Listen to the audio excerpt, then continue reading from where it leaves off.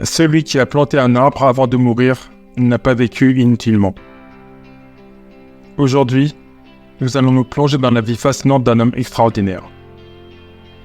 Léopold Sédar Senghor. Poète, écrivain, homme politique, les premiers présidents du Sénégal, Senghor a marqué l'histoire par son intellect, son humanisme et son engagement pour la culture africaine. Préparez-vous à découvrir un genre de l'histoire africaine et de la littérature mondiale. Bonjour et bienvenue sur cette nouvelle vidéo du Profil Noir.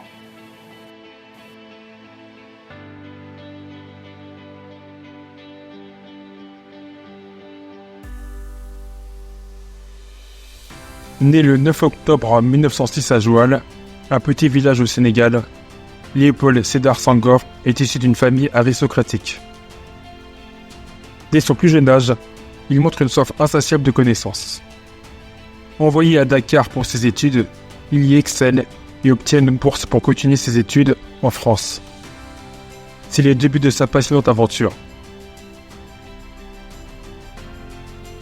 À Paris, Senghor fréquente les meilleures écoles et côtoie l'élite intellectuelle de l'époque.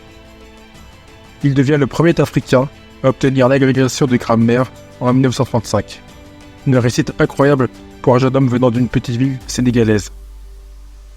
Mais au-delà de ses études, c'est à Paris que Senghor rencontre Aimé Césaire et Léon Gontran Damas, avec qui il va fonder le mouvement de la négritude.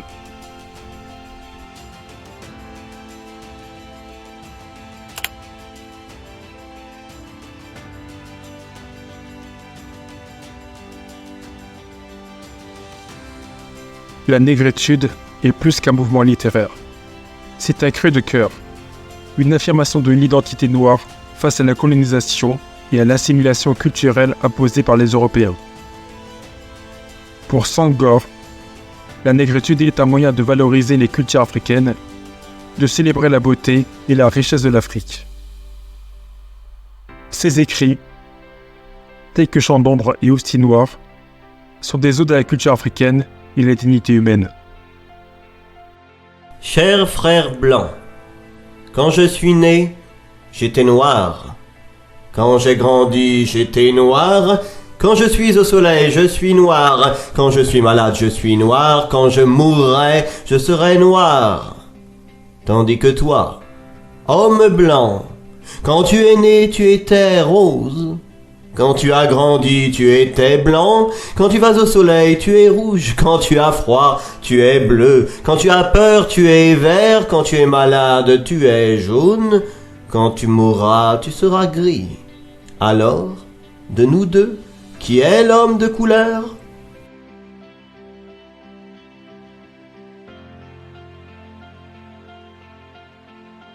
Alors que l'Afrique commence à se libérer du joug colonial, Senghor se lance en politique. En 1960, le Sénégal obtient son indépendance et Senghor devient le premier président de la République du Sénégal. Son mandat est marqué par une vision unique de la démocratie et du socialisme africain. Senghor croit en une synthèse entre tradition africaine et modernité occidentale. Il prône une politique de développement basée sur la culture et l'éducation. Sous sa présidence, Senghor met en place des réformes éducatives et culturelles. Il fonde l'université de Dakar, qui porte aujourd'hui son nom, et encourage la production artistique et littéraire. Il voit la culture comme le cœur du développement de la nation. Sa politique est marquée par la stabilité et la modération, contrastant avec les régimes autoritaires qui se mettent en place ailleurs en Afrique.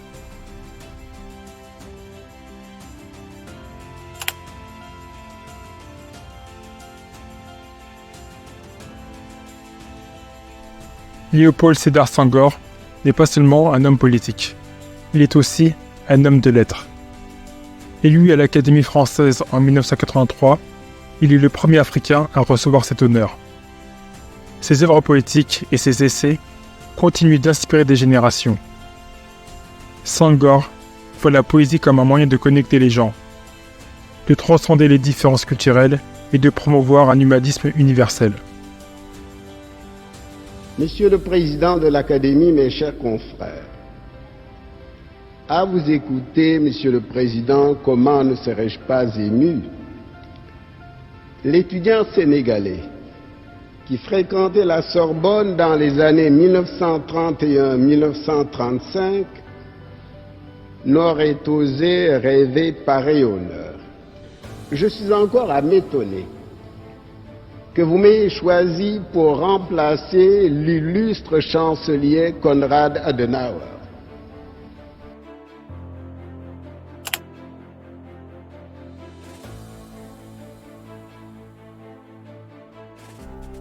Senghor démissionne volontairement de son poste de président en 1980.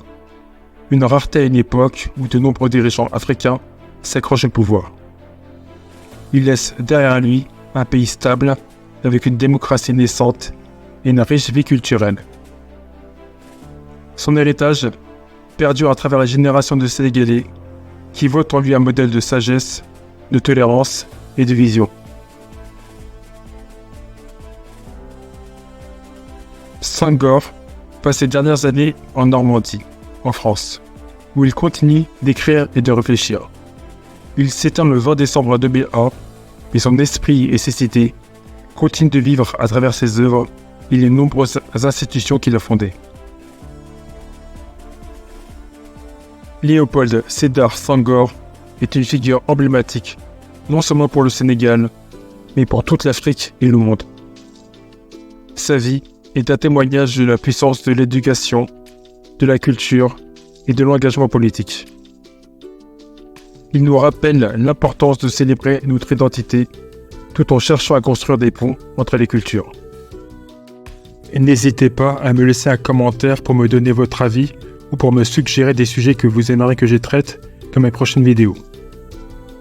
Abonnez-vous également pour ne rien manquer des prochaines publications. Merci beaucoup d'avoir regardé cette vidéo et à très bientôt sur ma chaîne.